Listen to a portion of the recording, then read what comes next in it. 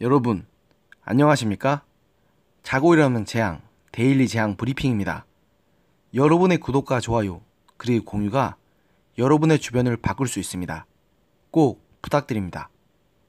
유시민 작가가 자신의 유튜브 방송인 알릴레오를 통해서 조국 전 법무부 장관과 그 일가족을 옹호하는 발언을 하면서 그들을 공격하는 검찰 등을 비난했다는 사실은 다들 잘 아실 겁니다. 이 때문에 대검찰청에서는 23일 오전에 발표한 입장문을 통해서 유 작가의 주장에 대해서 허위 사실이라고 반박하며 불편한 심기를 드러냈던 바 있는데요. 대검 관계자는 이 입장문에서 언론 발표 및 국정감사 증언을 통해 허위 사실임을 여러 차례 밝혔음에도 이런 주장을 반복하고 있다. 어떤 근거로 이런 허위 주장을 계속하는지 명백히 밝혀줄 것을 요청한다. 검찰총장은 이 사건을 법에 따라 검찰총장 지휘하에 수사하고 있다는 점을 명백히 밝힌 바 있다. 상식에 반하는 주장을 중단해 줄 것을 요청한다고 적시하는 등 유 작가가 퍼뜨리는 헛소문에 대해서 매우 불쾌함을 드러낸 바 있습니다.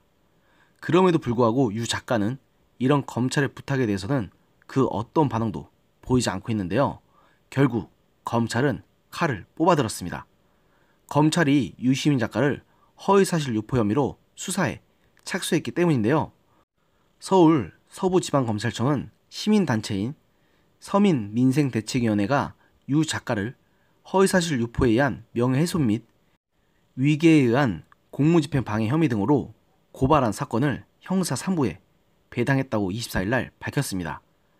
앞서 서민민생대책위원회는 유 작가가 국민 정서에 반하는 자기 주장에 매몰돼 국민을 선동하고 검찰 수사에 해를 끼칠 우려가 있는 어처구니 없는 망언을 했다며 유 이사장을 고발했는데요. 이들은 알릴레오 방송에서 유 작가는 정경심 동양대 교수의 PC 반입 의혹과 관련해 증거를 지키기 위한 것이라고 말했는데요. 윤석열 검찰총장에 대해서는 위헌적 쿠데타 표현까지 했다고 주장하면서 유 작가의 발언이 비상식적 궤변이라고 주장했습니다. 또한 서민민생대책위원회는 추가 고발장을 통해 유 이사장의 방송에 출연한 패널이 검사들이 KBS의 한 기자를 좋아해 조국 수사 내용을 술술술 흘렸다고 성희롱성 발언을 한 것에 대해서도 수사를 요구했습니다. 일단 수사 결과가 어찌 나올지 한번 지켜봐야겠지만 검찰이 벼르고 별렀던 만큼 그냥 순순히 이번 일을 물 것 같지 않다는 생각이 듭니다. 사실 유시민 작가에 대해서 부정적인 의견을 표하는 사람들이 불만을 가진 것은 이번이 처음은 아닙니다.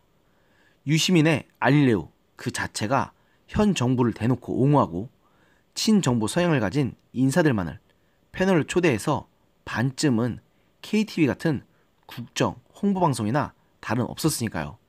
하지만 결정적으로 유 작가의 이미지가 땅바닥으로 추락하게 된 계기가 지난 3월에 터졌던 유 작가의 조카가 그 나쁜 약 밀반입 사건으로 실형을 선고받은 것이 뒤늦게 알려진 일과 더불어서 이번에 조 전 장관 일가를 덮어놓고 옹호한 것이 아닐까 합니다.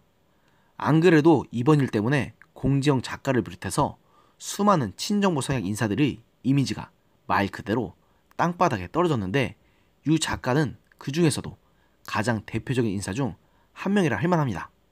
게다가 24일 새벽에 정경심 교수가 끝내 구속 수감되면서 유 작가가 애써서 조 전 장관과 그 일가족을 변호한 것이 다 헛수고가 되어버린 상황인데 이제 유 작가가 하는 말을 누가 믿고 유 작가의 글과 책을 어느 누가 읽을까 하는 생각이 드네요.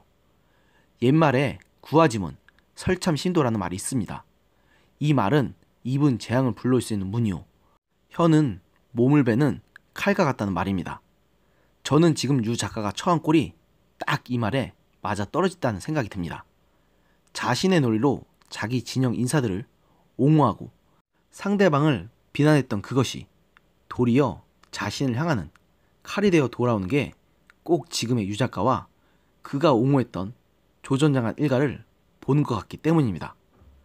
조 전 장관 일가를 옹호하려고 검찰까지 무리하게 비난했던 유 작가가 결국 검찰의 수사를 받게 된 것을 보니 살면서 정말로 말 조심이라는 것을 아무래도 지나치지 않다는 것을 새삼 느끼게 됩니다.